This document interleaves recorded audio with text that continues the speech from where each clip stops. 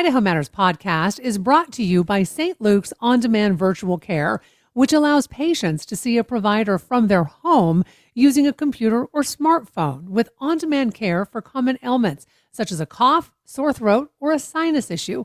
More information at stlukesonline.org. You're listening to Idaho Matters from the studios of Boise State Public Radio News. I'm Gemma Gaudette. You've probably heard of the Miss America pageant, but have you heard of the Miss for America Strong pageant? It's part of the Mrs. America organization, and it's for single women who are divorced, widowed, or just unattached, with or without kids, and it's designed to empower women and encourage them to be active in their own communities. Nara Lee is this year's Miss Idaho for America Strong 2025, and she's joining us now to talk more. Welcome to the program. Hello, thank you so much for having me. So to get us started, can you tell us a little bit about yourself and your background? Absolutely. My name is Nara Lee, and I'm current title holder as Miss Idaho for America Strong 2025. My platform is all about cultural diversity, education, and just building bridges between different cultures and building that kindness in our community.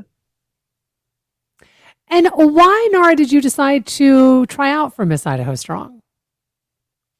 Absolutely. I was at first really empowered by all the women who were really advocates for different groups and different passions that they had.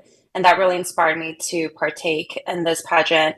As I started working within the community, I really felt the need to really be the voice for the people who are not being seen or heard in different cultures. And so I really wanted to be an advocate and be a leader for that. And so it really allowed me to just try out again and see where I could go with my platform. And it worked out. And now I am currently a title holder. So you mentioned your platform is centered around cultural diversity and unity. Can you talk a little bit about why that message is really important to you? Absolutely. As a Korean American, I've experienced firsthand the challenges and beauty of culture diversity. Growing up, I often had to bridge different cultures because I identified myself as Korean, but also as an American, which taught me the importance of inclusivity and education around that. So I actually wrote a children's book called Benny and Friends, and it's a multilingual children's book that teaches kindness and cultural appreciation. And I am honored with the title of Miss Idaho, and I've been utilizing that title to bring light to the platform and to expand cultural education programs and engaging with schools and community groups to create conversations that foster understanding and unity in our growing state.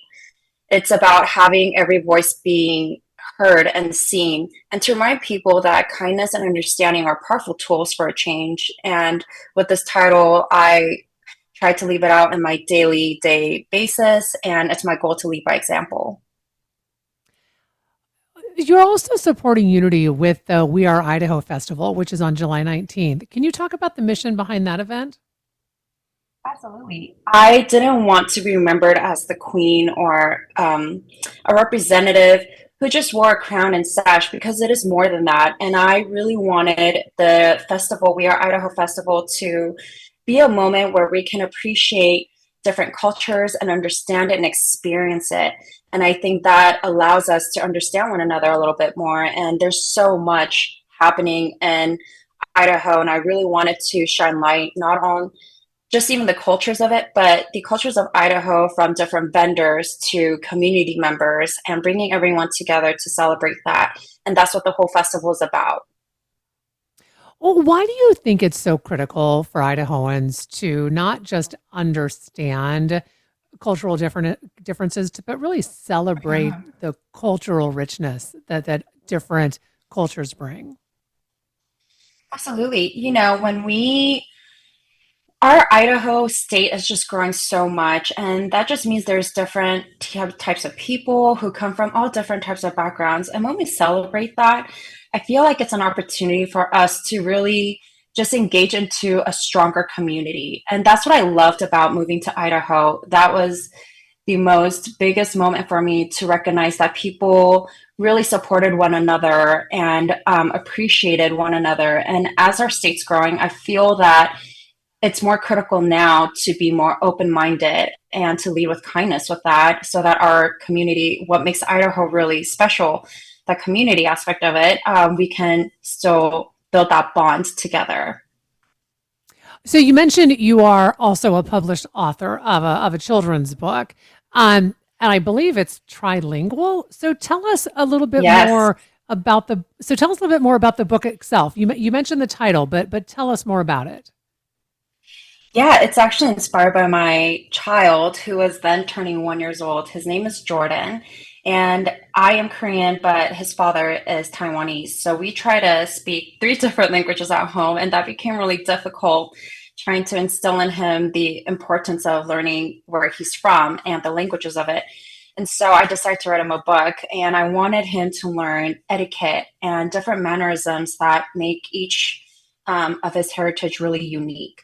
And so, for example, in Korea, we say "잘 먹겠습니다," which means we'll eat the food well, like thank you for the food before we eat, and stuff like that. I really wanted to teach him the mannerisms of it, and so that's how Benny and Friends kind of came to life with his stuffed animals that he really enjoyed to play with.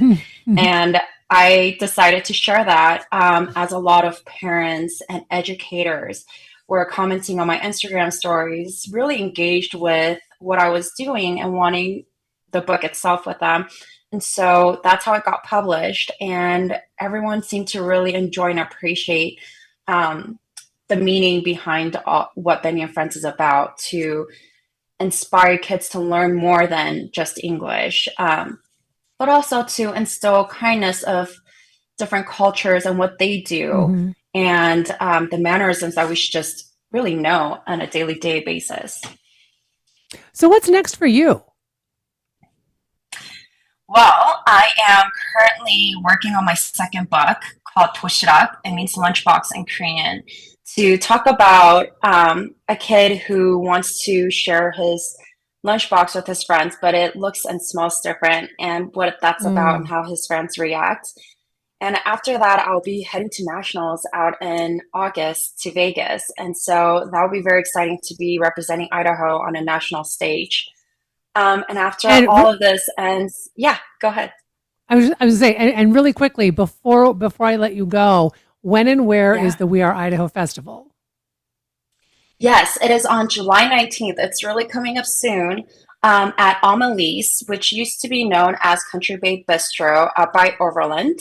And it'll be from 11 a.m. to 5 p.m. with live performances, local vendors, food. There's also going to be Dole Whip and baby goats, as well as a jump house. And it's a free event for our community to just enjoy. Well, I want to thank you so much for taking time to talk with us. We've been speaking with Nara Lee. She is Miss Idaho for America Strong 2025. We've been talking about her platform, as well as the upcoming festival centered around cultural appreciation, which happens on July 19th. This is the Idaho Matters podcast. I'm Gemma Gaudette. These days, there's so much news, it can be hard to keep up with what it all means for you, your family, and your community. The Consider This podcast from NPR features our award-winning journalism. 6 days a week, we bring you a deep dive on a news story and provide the context and analysis that helps you make sense of the news. We get behind the headlines. We get to the truth. Listen to the Consider This podcast from NPR.